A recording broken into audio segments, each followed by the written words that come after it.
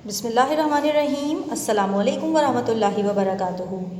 Dear students, I hope that you all are fine by the grace of Allah Almighty and taking your video classes regularly and doing your work properly. So students, in the last class you have completed your lesson number 9, question tags, short replies. And I know that Alhamdulillah you have learned well about question tags and short replies and you have got the clear concept of them. And I know that inshallah you all have solved these exercises yourself. मुझे उम्मीद है आपने ये exercises solve कर ली होंगी और अपनी effort ज़रूर की होगी और ट्राई किया होगा कि आप ये एक्सरसाइजेस खुद से सॉल्व करें. ऐसा ही है ना? And I hope that you all have tally the answers. आपने आंसर टैली कर लिए होंगे. I am showing you the answers. तो ये आंसर्स आप टैली कर लीजिएगा और चेक कर लीजिएगा and if you find any mistake you can correct it. Okay, so students, what we have to do today, we have to start our new lesson which is adjective clause. And as you know that we have completed lesson number 5 in our first term. हमने first term में lesson number 5 तक complete किया था और हमने lesson number 10 start किया अपने second term में grammar का. तो remaining lessons lesson number 6, 7 and 8 ये lessons हम अपने सेकेंड टर्म में कंप्लीट करेंगे और हम मूव कर रहे हैं, हम स्विच कर रहे हैं लेसन नंबर 6 की तरफ जो कि है adjective clause. So today what you are going to learn about adjective clause. But before this I want to ask you a question. Do you know what is a clause? आपको पता है कि clause क्या होता है? जी, हमने अपने previous lesson में काइंड ऑफ सेंटेंसेस पढ़े थे. उन काइंड ऑफ सेंटेंसेस में हमने पढ़ा था there are 3 kinds of sentences, simple sentences, compound sentences and complex sentences. तो सिंपल सेंटेंस क्या होता है? Which has only one clause. और क्लॉज क्या होता है? Yes, clause is a sentence or a part of a sentence that has a subject and a predicate. Clause में एक सब्जेक्ट और प्रेडिकेट का होना ज़रूरी है जब ही वो एक क्लॉज बनाता है. अब वो खुद एक सेंटेंस भी हो सकता है, जैसे कि सिंपल सेंटेंस में हमारे पास एक सब्जेक्ट और एक प्रेडिकेट होता है. लेकिन अगर हम कंपाउंड और कॉम्प्लेक्स सेंटेंसेस की बात करें तो कंपाउंड सेंटेंसेस में आपको पता है, you are well aware about it, कि कंपाउंड सेंटेंसेस में हमारे पास 2 और मोर देन 2 क्लॉजेज होते हैं. लेकिन कंडीशन क्या होती है कि इट शुड बी और it must be principal clauses और इंडिपेंडेंट क्लॉजेस. आपने टाइप ऑफ क्लॉजेस भी पढ़ी हैं, अभी हम इसको दोबारा से रिवाइज कर लेते हैं. लेकिन कॉम्प्लेक्स सेंटेंसेस में हमारे पास क्या कंडीशन होती है? Complex sentences should consist of 1 principal and 1 और more than 1 dependent clause. Complex sentences में हमारे पास एक प्रिंसिपल क्लॉज और एक या एक से ज़्यादा डिपेंडेंट क्लॉज का होना, जिसे हम सबऑर्डिनेट क्लॉज भी कहते हैं, ज़रूरी है. यानी कि कॉम्प्लेक्स सेंटेंसेस में डिपेंडेंट क्लॉजेस होते हैं जबकि कंपाउंड सेंटेंसेस में हमारे पास इंडिपेंडेंट क्लॉजेस होते हैं जिन्हें हम प्रिंसिपल क्लॉज भी कहते हैं. और ये एक दूसरे के क्या होते हैं? कोऑर्डिनेट क्लॉजेस होते हैं, एक दूसरे को कोऑर्डिनेट कर रहे होते हैं. तो इसका मतलब ये हुआ कि कंपाउंड सेंटेंसेस में हमारे पास एक से ज़्यादा क्लॉजेस होते हैं, यानी एक से ज़्यादा सब्जेक्ट और एक से ज़्यादा प्रेडिकेट होते हैं.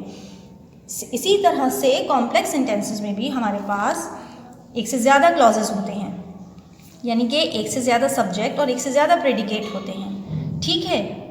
As you all know that what is a clause? I am repeating again. Clause is a sentence or part of sentence that has a subject and a predicate. Clause can be independent or dependent. Independent clause क्या होते हैं? That makes complete sense. Independent clauses are those which has a subject and predicate and it gives complete sense. It gives good sense to you. यानी कि आपको एक मुकम्मल sense मिल रहा होता है, कंप्लीट आइडिया मिल रहा होता है. She is my friend. She is my friend. She is the subject and is my friend is the predicate. तो शी इज़ माई फ्रेंड, वो मेरी दोस्त है, इससे आपको एक कंप्लीट सेंस मिल रहा है, कोई इनकम्प्लीट बात नहीं समझ में आ रही, कोई अधूरी बात नहीं लग रही. इस वजह से ये एक इंडिपेंडेंट क्लॉज है. जबकि अगर हम डिपेंडेंट क्लॉज की बात करें तो मैं आपको एक एग्जांपल देती हूँ कॉम्प्लेक्स सेंटेंस की, क्योंकि डिपेंडेंट क्लॉज हमेशा जो है वो हमारे कॉम्प्लेक्स सेंटेंसेस में ही आपको मिलेंगे. ठीक है? डिपेंडेंट क्लॉज के एग्जाम्पल मैं आपको इस तरह देती हूँ. You will succeed if you work hard. You will succeed if you work hard. इसमें आपको 2 सब्जेक्ट्स मिल रहे हैं और 2 प्रेडिकेट मिल रहे हैं. You will succeed is one clause and if you work hard is another clause. If is subordinate conjunction या relative pronoun है जो कनेक्ट कर रहा है दोनों क्लॉजेस को. अगर हम बोलते हैं if you work hard और मैं एक पॉज ले लेती हूँ, तो क्या आपको ये कंप्लीट सेंस मिल रहा है? क्या आपको पूरी बात समझ में आ रही है? अगर तो मेहनत करोगे, अगर मैं ये कह के रुक जाऊँ तो क्या आपको पूरी बात क्लियर हो जाएगी? नहीं होगी. आपके जहन में क्वेश्चन अराइज होगा कि व्हाट इज़ नेक्स्ट, आप क्या कहना चाहते हैं, कंप्लीट योर वर्ड्स. तो डिपेंडेंट क्लॉज हमेशा जो है वो इनकम्प्लीट सेंस देते हैं, जैसे कि मैंने आपको एग्जाम्पल दी अभी. And I hope that you have got well. ये सब आप अपने प्रीवियस लेक्चर में पढ़ चुके हैं कि what is clause, what are independent clause, what are dependent clause. Coming to the topic today, lesson number 6, we are going to start our new lesson number 6, adjective clause. तो adjective clause की अगर हम example पे direct आएँ तो क्या आप मुझे बता सकते हैं कि ये कॉम्प्लेक्स सेंटेंस है या कंपाउंड सेंटेंस है? Students who work hard get good grades. Students who work hard. अगर मैं यहाँ पर आकर पॉज ले लूँ या स्टॉप कर दूँ बात को, तो क्या आपको कंप्लीट सेंस मिल रहा है? स्टूडेंट्स हु वर्क हार्ड नहीं मिल रहा. तालिब इल्म जो मेहनत करते हैं, इस बात के आगे जब तक हम बात को मुकम्मल नहीं करेंगे, कंप्लीट नहीं करेंगे, हमें कंप्लीट सेंस नहीं मिलेगा. और जब हमें कंप्लीट सेंस नहीं मिलेगा तो it tells us that it is a complex sentence. ठीक है, ये कॉम्प्लेक्स सेंटेंस है. Getting my point? ठीक.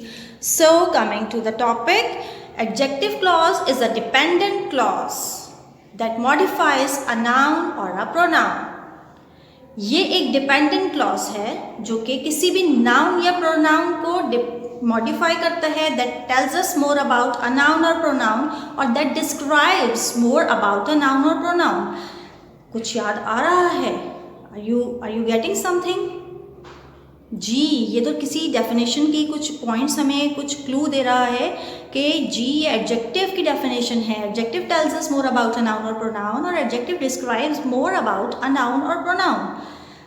जी, जब एक एडजेक्टिव होता है she is a good girl और she is a beautiful girl. अगर मैं कहूँ कि she is a beautiful girl, so you can easily tell me that what is adjective in this sentence. Yes, beautiful is an adjective. ये तो वो sentence था जिसमें आपने एक एडजेक्टिव को यूज़ किया.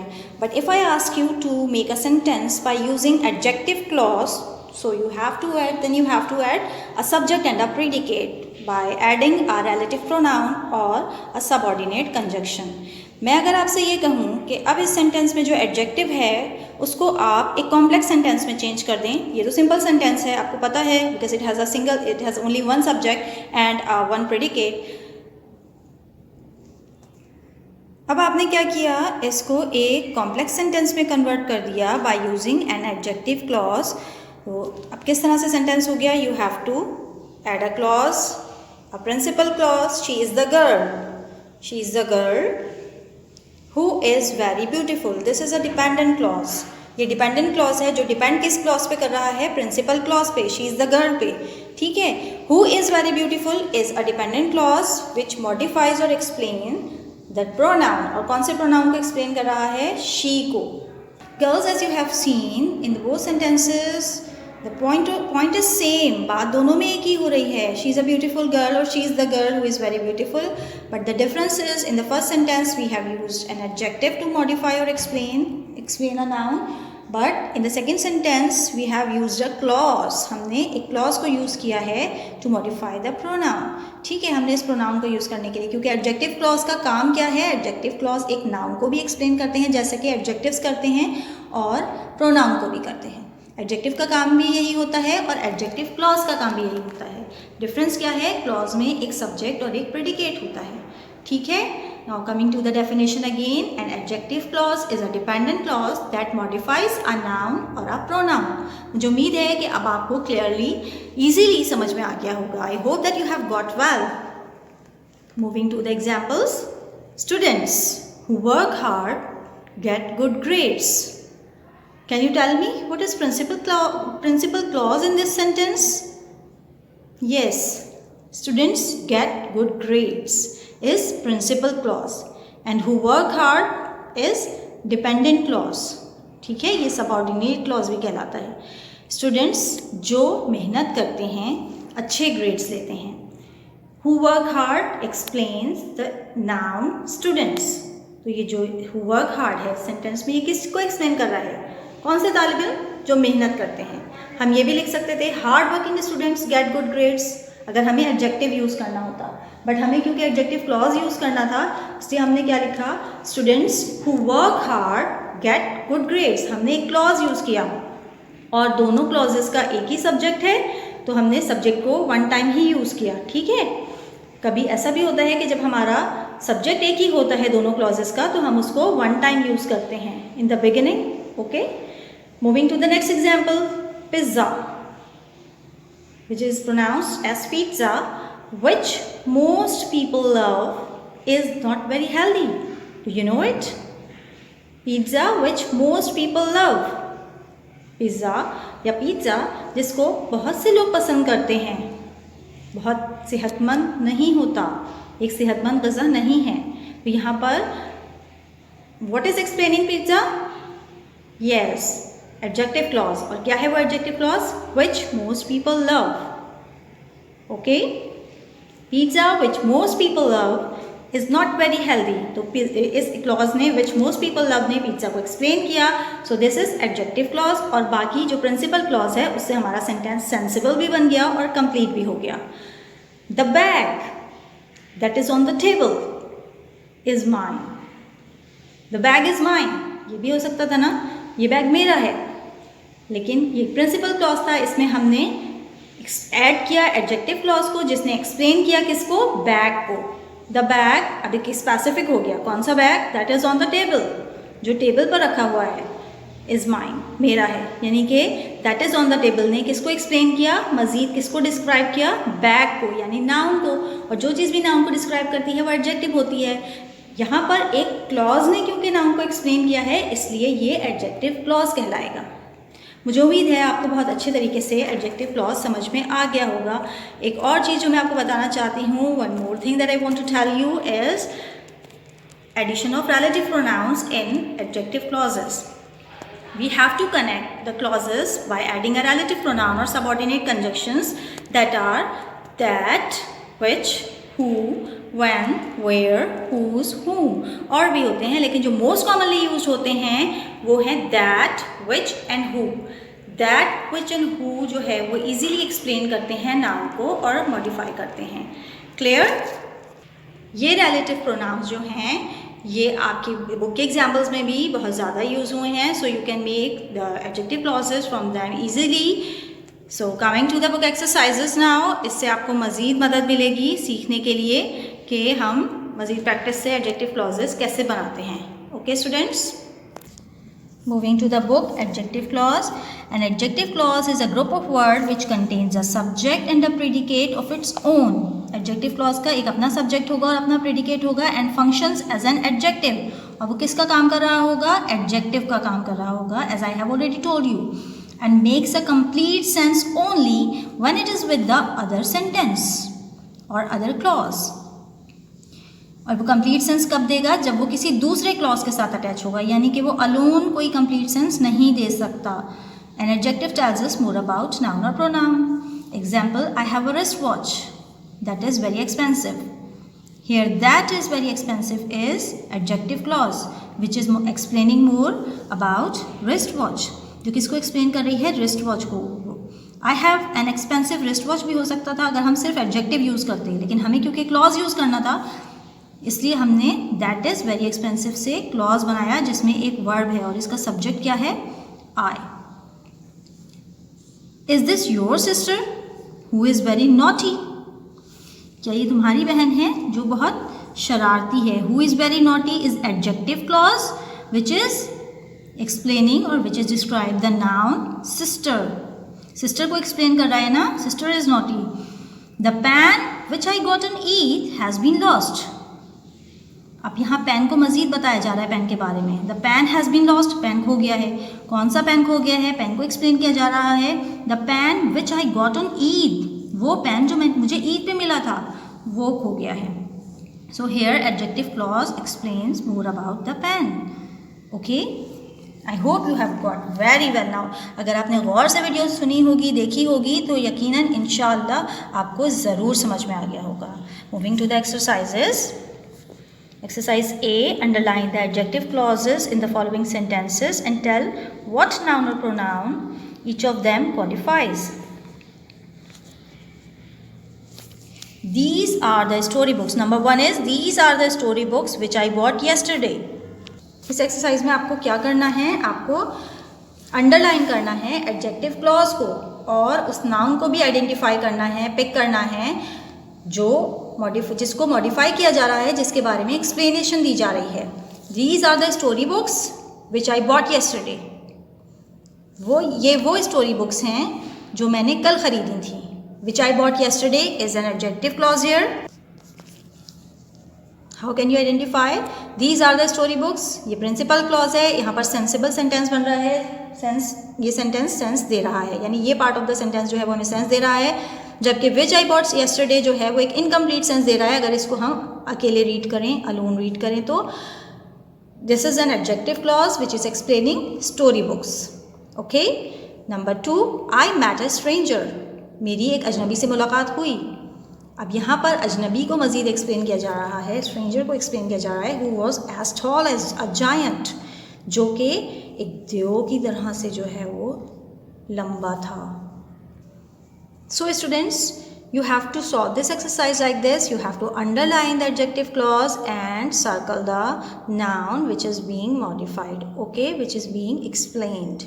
ठीक है, जिस नाउन को एक्सप्लेन किया जा रहा हो, जिस नाउन के बारे में बात हो रही हो, आपको उसको सर्कल करना है और एडजेक्टिव क्लॉज को अंडरलाइन करना है।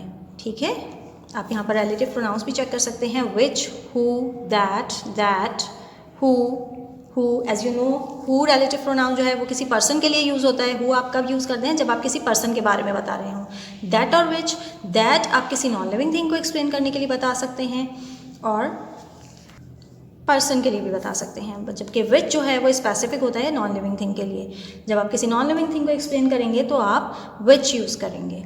Moving to next exercise, exercise B, supply adjective clauses to complete the following sentence. आपको एडजेक्टिव क्लॉजेस बनाने हैं, यहाँ पर ऐड करने हैं एडजेक्टिव क्लॉजेस सेंटेंस को कंप्लीट करने के लिए। They have lost the keys. उन्होंने चाबियाँ खो दी हैं। Now you have to explain the keys. कौन सी चाबियाँ, कैसी चाबियाँ? ठीक है, जो कीज को एक्सप्लेन करेंगे तो वो एडजेक्टिव क्लॉज से करेंगे। First we have to add a relative pronoun और सबऑर्डिनेट कंजक्शन। पहले हम सबऑर्डिनेट कंजक्शन ऐड करेंगे, तो कीज के लिए हम क्या यूज़ कर सकते हैं? दैट भी यूज़ कर सकते हैं और विच भी यूज़ कर सकते हैं। आपने रिलेटिव प्रोनाउन ऐड किया और उसके बाद उनको एक्सप्लेन कर दिया। Which are very small in size. कौन सी कीज थी? जो बहुत छोटी हैं साइज में। Okay. I know the boy. मैं एक लड़के को जानता हूँ। Who can solve your problem. मैं एक ऐसे लड़के को जानता हूँ। हु, मैंने रिलेटिव प्रोनाउन को, सबऑर्डिनेट कंजक्शन को ऐड किया है और उसके बाद उस बॉय की क्वालिटी बताई है कि he is a problem solving boy, तो he can easily solve your problem. ठीक है, इसी तरह से आपको द टॉय के बाद रिलेटिव प्रोनाउन को ऐड करके फिर आप एक क्लॉज बताएंगे, ऐड करेंगे जो कि टॉय को एक्सप्लेन कर रहा होगा। The toy belongs to my sister. वो कैसा टॉय है? ठीक है, उसको आपको एक्सप्लेन करना होगा। द गर्ल हु से कंप्लीट करेंगे सेंटेंसेस को, will be given a prize. I found a book. Which or that से कंप्लीट कर सकते हैं, उस बुक की क्वालिटी बतानी होगी आपको। ठीक है, but in the form of a clause की फॉर्म में। इसी तरह से आप रिमेनिंग सेंटेंसेस को कंप्लीट करेंगे। You will show your effort and do this exercise yourself. So note down the homework now. Complete the exercises of lesson number 7, pages number 38 and 39. Okay. See you in the next class. Till then, Assalamu alaikum wa rahmatullahi wa barakatuhu.